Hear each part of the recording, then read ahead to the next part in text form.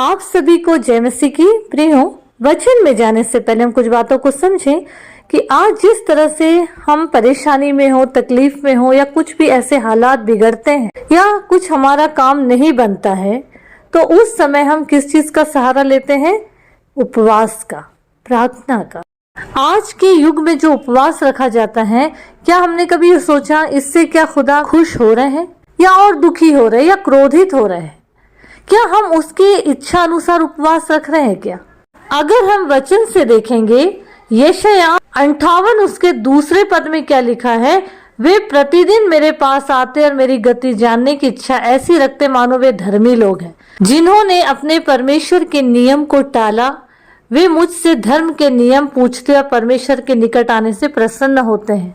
वो जब देखते हैं कि हम उपवास रख रहे हैं, सब कुछ कर रहे हैं, लेकिन हमारा काम नहीं हो रहा है, और वो क्या बोलते हैं तीसरे पद में? क्या कारण है कि हमने तो उपवास रखा परंतु तूने उसकी सुधि नहीं ली, हमने दुख उठाया परंतु तूने कुछ भी ध्यान नहीं दिया। प्रियो, आज हमको ये समझना है, आज हमारा उपवास रखने से क्या परमेश्वर प्रसन्न होते हैं या परमेश्वर और क्रोधित या दुखी होते हैं? परमेश्वर की इच्छा अनुसार क्या हम कर रहे हैं? उसी 3 पद में क्या लिखा है कि सुनो, उपवास के दिन तुम अपनी इच्छा पूरी करते हो और अपने सेवकों से कठिन काम कराते हो। मतलब हम खुद तो उपवास रखे हैं और दुनिया को बता रहे हैं कि हम उपवासी हैं, लेकिन हम क्यों उपवास रखे हैं? हम संसारिक बातों के लिए, संसारिक चीजों के लिए, शारीरिक लाभ उठाने के लिए, शारीरिक बातों को पूरा करने के लिए।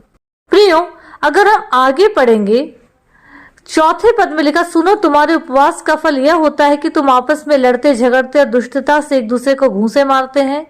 जैसा उपवास तुम आजकल रखते हो, उससे तुम्हारी प्रार्थना ऊपर नहीं सुनाई देती।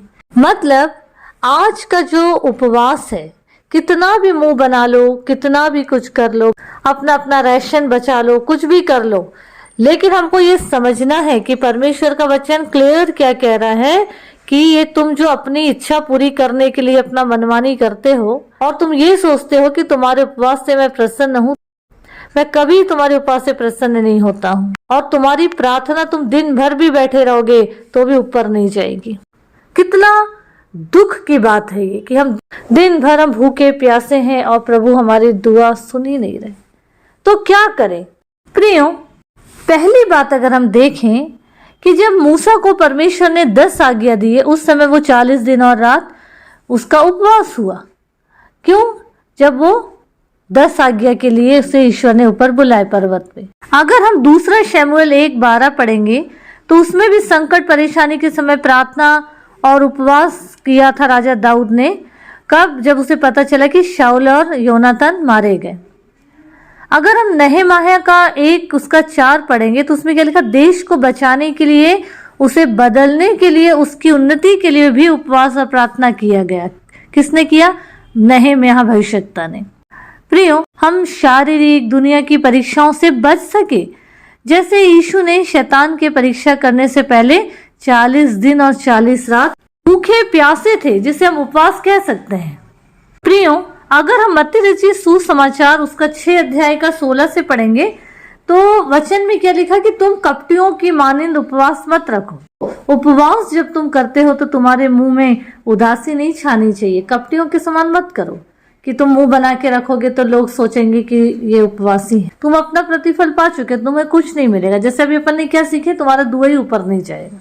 जब तुम उपवास करो तो सिर पे तेल मलो, मुंह धो, ताकि पर दुनियादारी के लोग नहीं पर प्रभु जाने, और उसका प्रतिफल वो देंगे। प्रियो, अब पहली बात यह है कि उपवास हम रखते हैं, इसके पीछे कोई मकसद होना चाहिए, कोई एक विषय होना जरूरी है जिसकी वजह से हम उपवास या प्रार्थना कर रहे हैं, और ईश्वर से चाहते हैं कि वो इस विषय को या इस मकसद को पूरा करे। तब परमेश्वर हमारी जो परिस्थिति है वो बदलेंगे और हम कामयाब होंगे। दूसरी पॉइंट, ईश्वर की इच्छा को हमको जानना है कि जब हम उपवास और प्रार्थना करते हैं तो अपनी शारीरिक इच्छा को पूरी नहीं करना है, बल्कि हमारे जीवन में जो ईश्वर की इच्छा है उसको पूरा करना है, और उस खुदा के साथ, उस परमेश्वर के साथ अपने रिश्ते को मजबूत करना है। और अगर हम पहली बार उपवास रख रहे हैं तो हम कुछ घंटे के लिए रख सकते हैं, और उस समय हम प्रार्थना कर सकते हैं, आराधना कर सकते हैं, और परमेश्वर के सामने अपने उपवास रखने का जो मकसद है उन विषयों को रख सकते हैं, उससे विनती कर सकते हैं और हमको परमेश्वर पे विश्वास करना है कि वो इन विषयों को पूरा करे। क्योंकि बाइबल हमसे बताती है कि जब तुम उपवास करो तो कपटियों की नहीं तुम्हारे मुंह पे उदासी ना छाई रहे, क्योंकि वे अपना मुंह बनाए रहते ताकि लोग उपवासी जाने।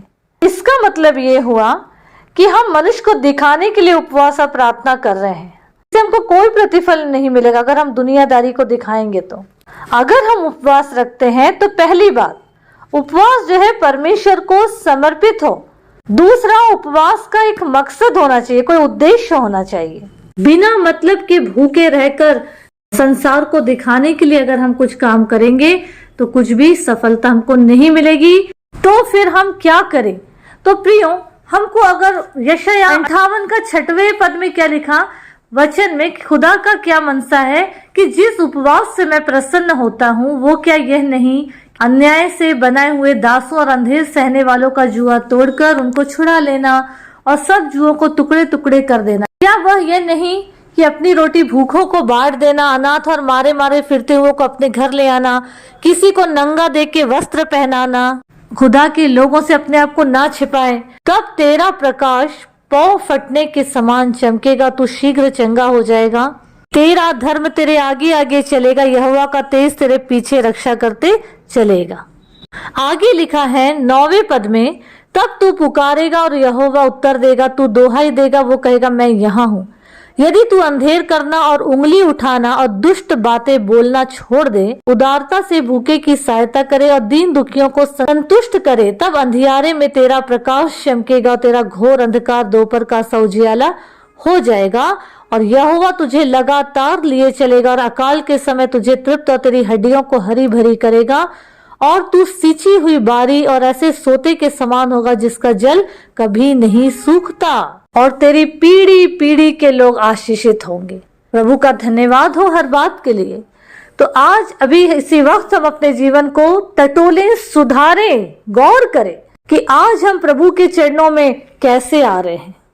चाहे हमने उपवास रखा हो या ना रखा हो, लेकिन जिस तरह से आज हम प्रभु के चरणों में आ रहे हैं, दुआ में बैठ रहे हैं, दुआ कर रहे हैं, क्या उन बातों से, उस दुआ से, उस खुदा के साथ जो बातचीत करने का हमारा तरीका है जिसे हम दुआ कहते हैं, क्या वो सही है या नहीं? हमें इन सब बातों पे गौर करना पड़ेगा।